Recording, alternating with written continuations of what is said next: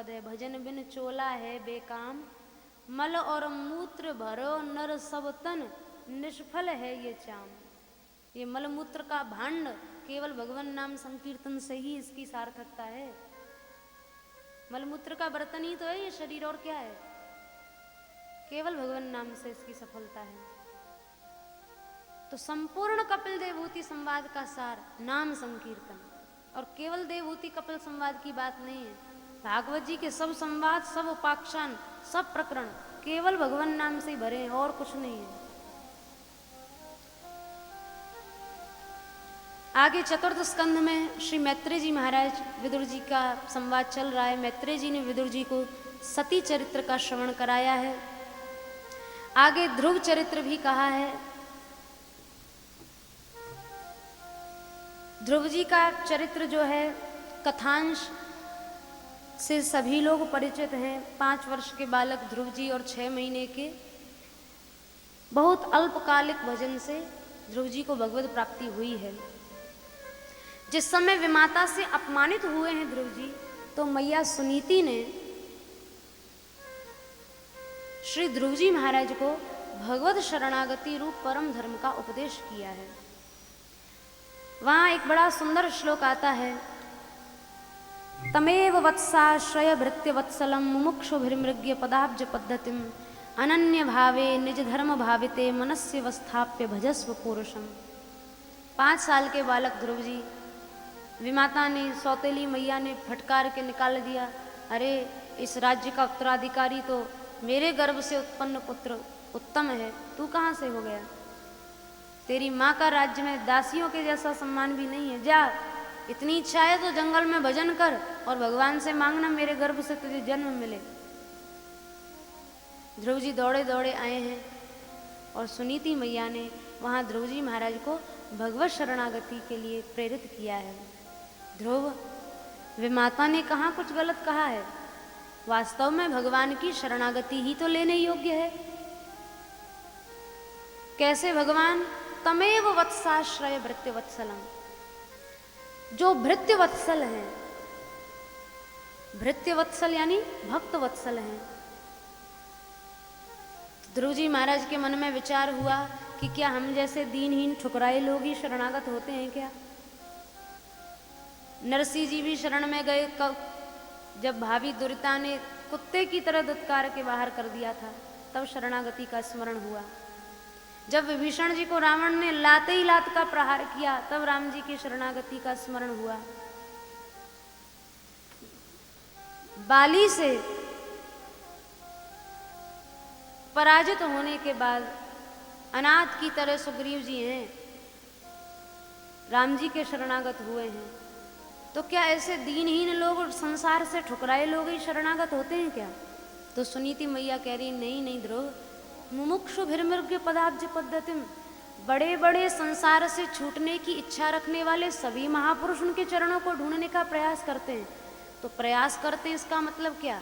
तो मुमुक्षुओं को भगवान नहीं मिलते क्या? मिल तो जाते हैं पर समय लगता है। तो जब बड़े बड़े मुमुक्षुओं को नहीं मिले तो मुझे 5 साल के बालक को क्या मिलेंगे?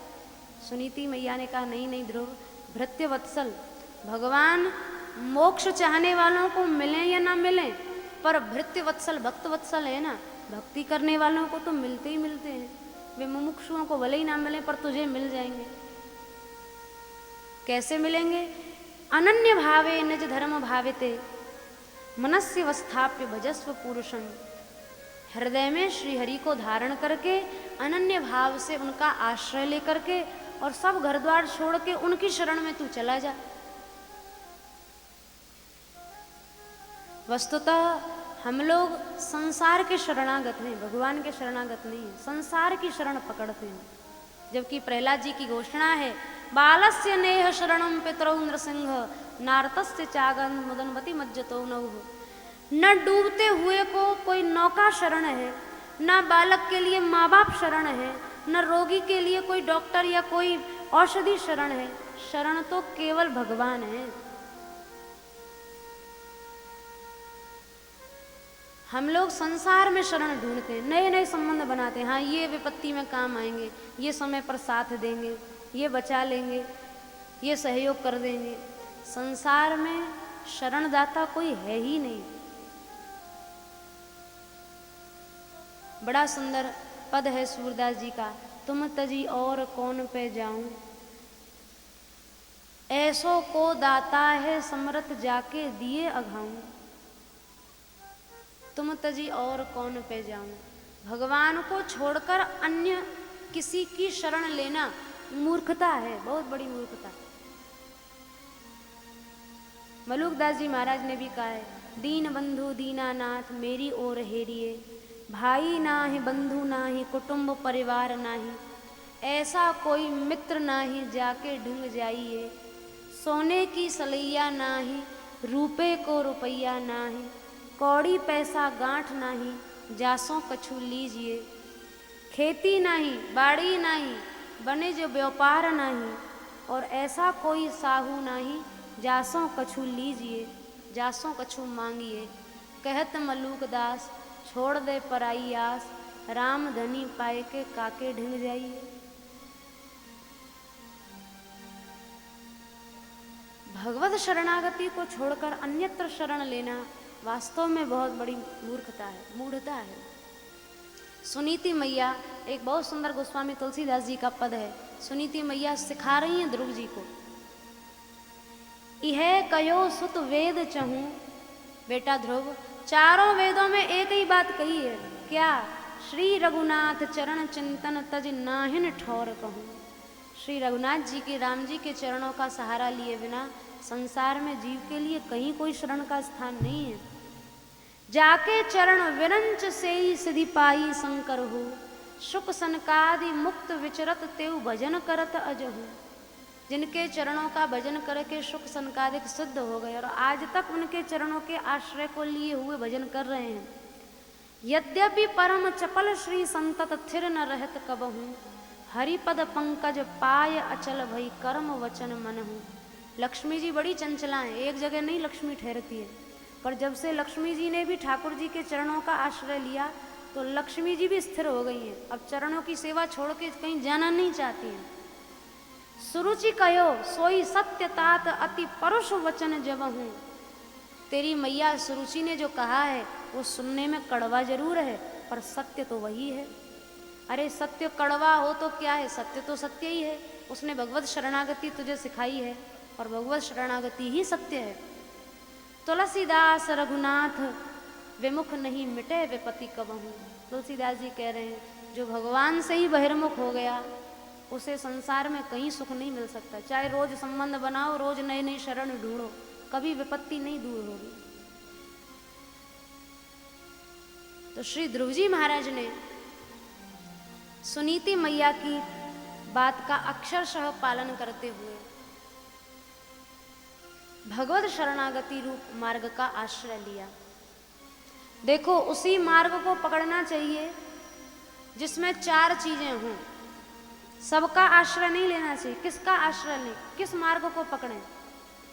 जो मार्ग अनादि है, सदा से चल रहा है, वैदिक है, वेदों ने जिसका समर्थन किया है, शास्त्र सम्मत है, शास्त्रों ने भी उस मार्ग को पकड़ने का समर्थन किया है, और सदाचरित है, बहुत से संत जिस पर चल चुके हैं और अभी भी चल रहे हैं, उसी मार्ग का आश्रय लेना चाहिए।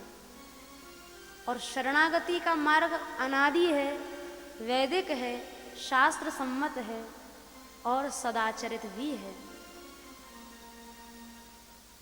श्री ध्रुव जी महाराज जिस समय भगवत शरणागति हृदय में धारण करके चले हैं,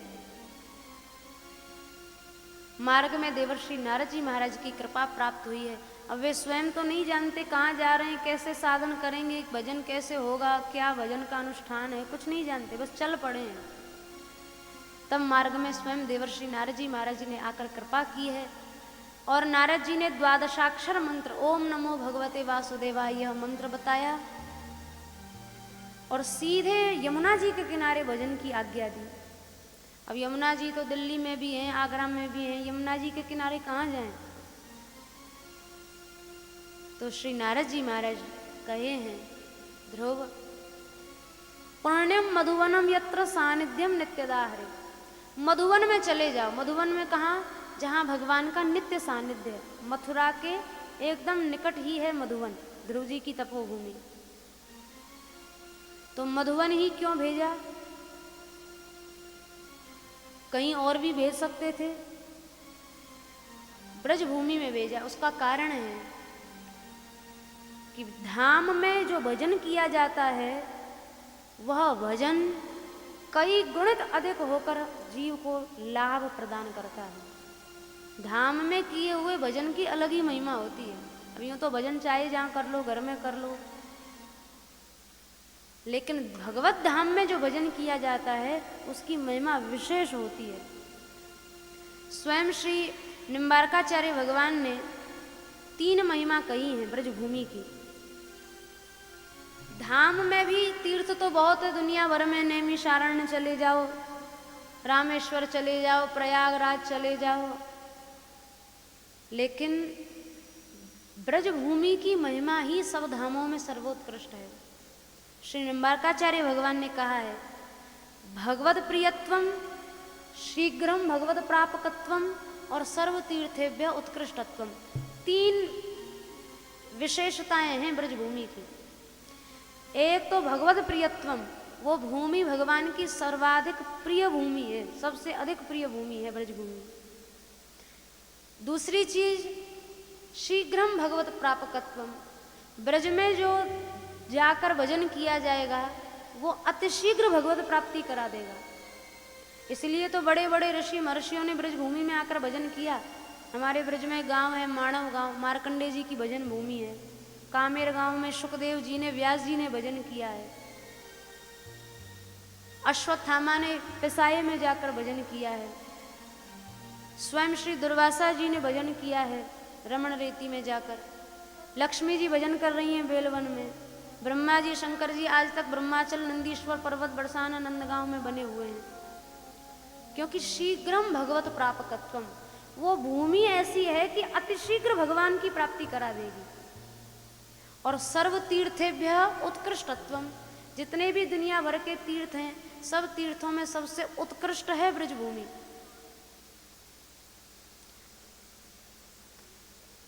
थोड़ा थोड़ा और आगे आ जाइए आप सभी लोग। सभी तीर्थों में ब्रजभूमि उत्कृष्टतम भूमि है। गर्ग संहिता में एक वृत्तांत मिलता है।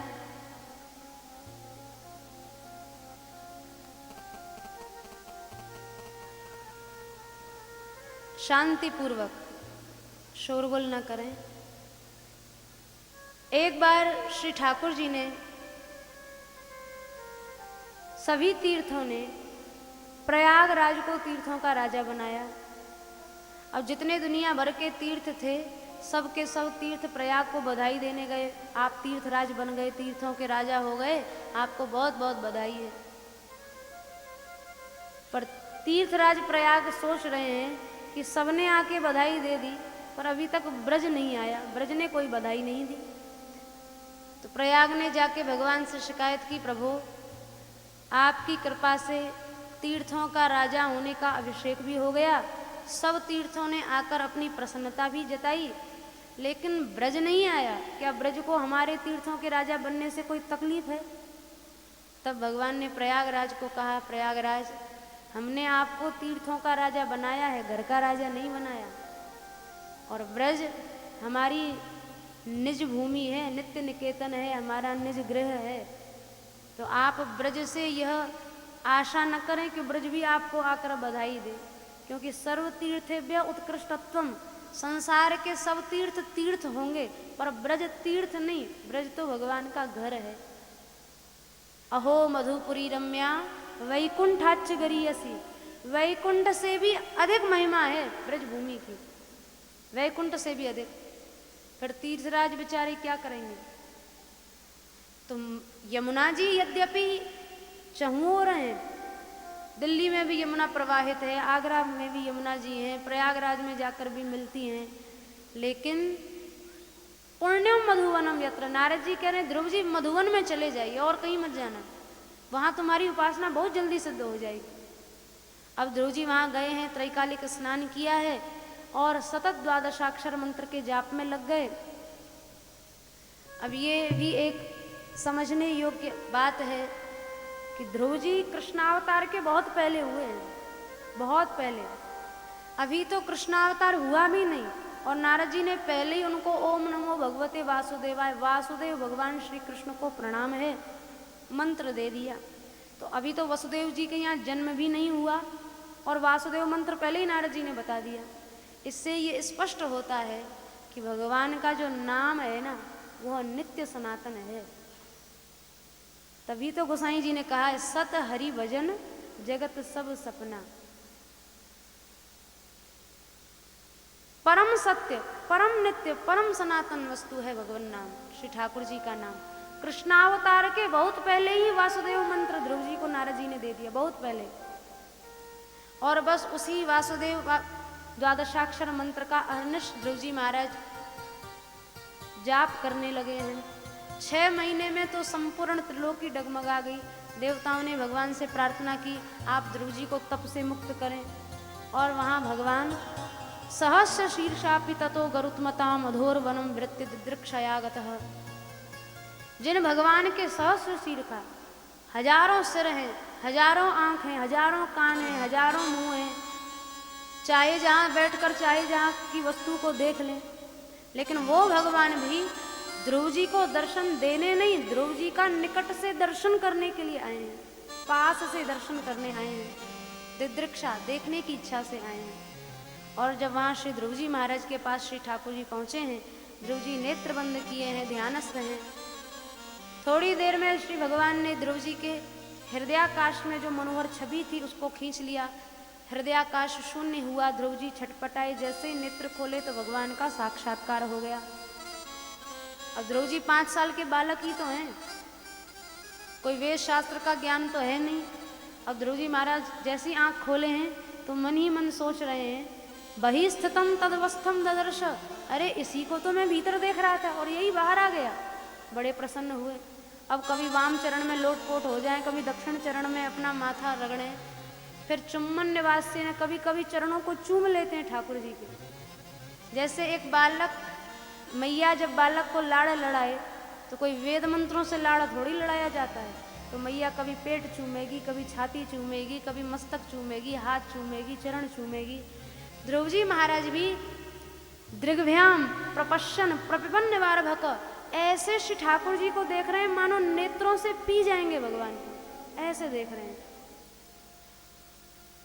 और कभी कभी चूम लेते हैं, फिर भुजई वाश्लेषण, दोनों भुजाओं से जोर से ठाकुर जी के चरण पकड़ लिए, क्योंकि उन्हें एकाएक स्मरण हो गया कि मैया को भी जब ज्यादा कार्य गृह के हों घर के, तो मैया भी छोड़ छाड़ के बालक को घर के कामकाज में लग जाती है। फिर इन भगवान को तो कितने कामकाज होंगे, ये छोड़ कर न चले जाएं, जैसे तैसे तो 6 महीने में मिले हैं, कहीं भाग न जाएं। तो जोर से चरण पकड़ लिए।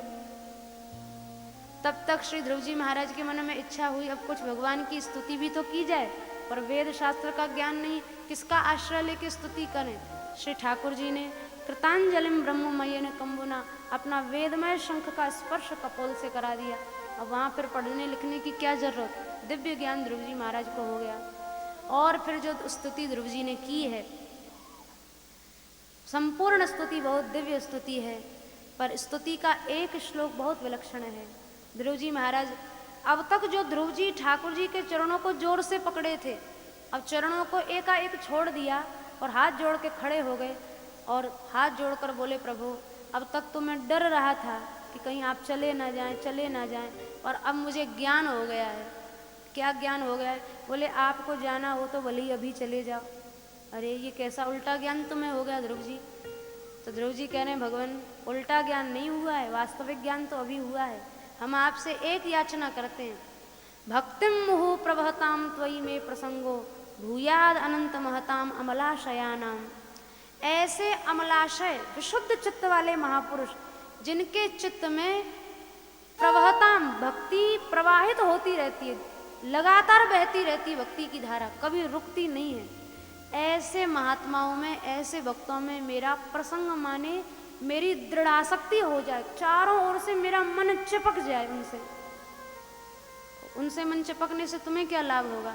ध्रुव जी कह रहे हैं ये नांज सोलवणम उरुव्यसनम भवाब्धिम निश्चय भवद गुण कथामृत पानमत्तः। जब उनमें आसक्ति हो जाएगी तब उन्हीं को पकड़ कर बैठा रहूँगा, और जब वे धीरे धीरे कथा कीर्तन हमें कहेंगे सुनावेंगे तो कथा कीर्तन रूपी नौका में बैठकर भारी भवसागर को सहज में पार कर जाऊंगा।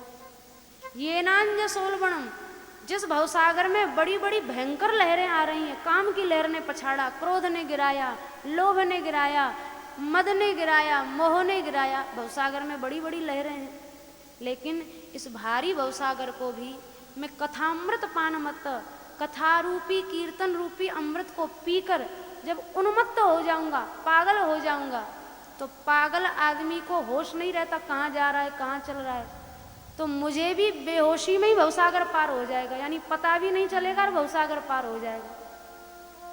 कथा कीर्तन को पीकर जब मैं उन्मत्त हो जाऊंगा, बावरा हो जाऊंगा, तब भारी भवसागर को पार करने का श्रम भी मुझे नहीं लगेगा, मेहनत नहीं लगेगी, सहज में भवसागर पार हो जाएगा।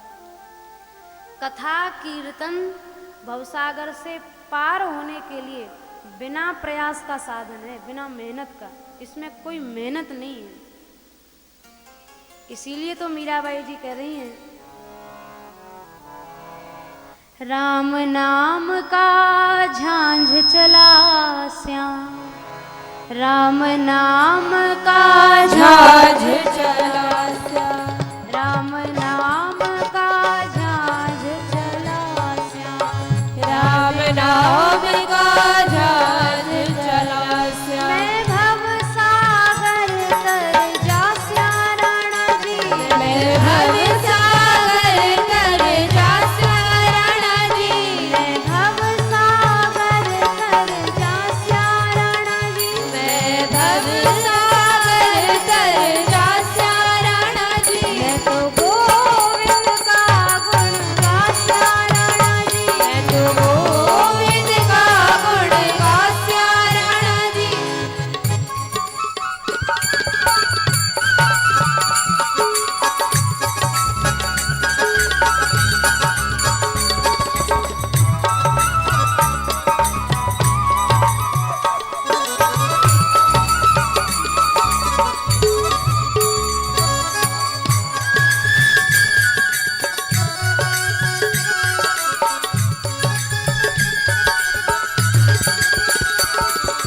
हरि मंदिर में नृत्य करा श्याम, हरि मंदिर में नृत्य करा श्याम, हरि मंदिर में नृत्य करा श्याम, हरि मंदिर में नृत्य करा।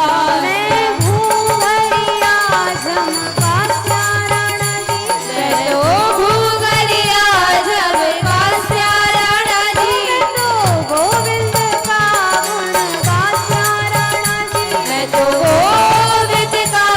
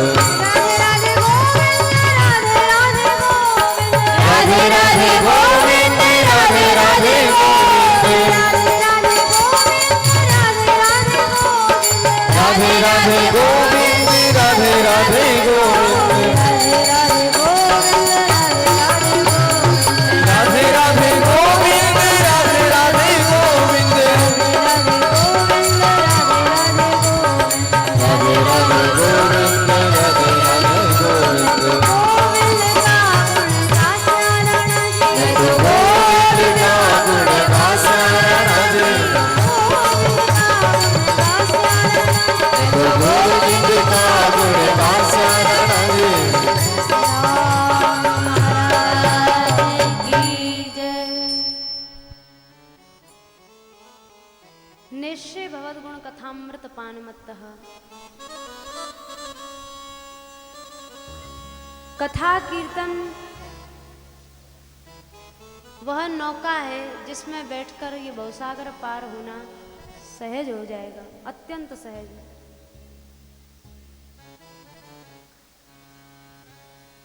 आनंद पूर्वक भवसागर पार हो जाओगे, परिश्रम नहीं, आनंद पूर्वक, गा गा के, नाच नाच के। मीराबाई कह रही है निरख परख गुण गास्या। मैंने खूब अच्छी तरह से निरख परख लिया है कि कथा कीर्तन से श्रेष्ठ भवसागर से पार होने का कोई दूसरा मार्ग नहीं है। निरख परख के तब गुण गा रही हूँ, तब नाच रही हूँ, तब कीर्तन कर रही हूँ।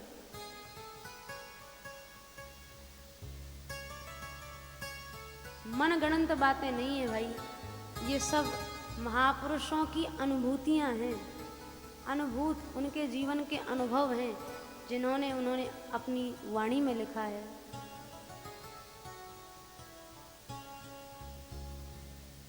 श्री ध्रुव जी महाराज जो अभी तक श्री ठाकुर जी के युगल चरणों को पकड़े हुए लेटे थे, चरण छूट ना जाएं, भगवान चले ना जाएं, और अब ध्रुव जी कह रहे हैं हमें ज्ञान हो गया भगवान, आपको जाना है तो अभी चले जाएं। लेकिन बस एक इच्छा है, जिन भक्तों के चित्त में भक्ति की धारा अविरल रूप से बहती हो, उन भक्तों का संग मुझे प्रदान कर दो, फिर भले ही आप चले जाओ। श्री ठाकुर जी ध्रुव जी की स्तुति को सुनकर बड़े प्रसन्न हुए हैं और श्री ध्रुव जी महाराज को भगवान ने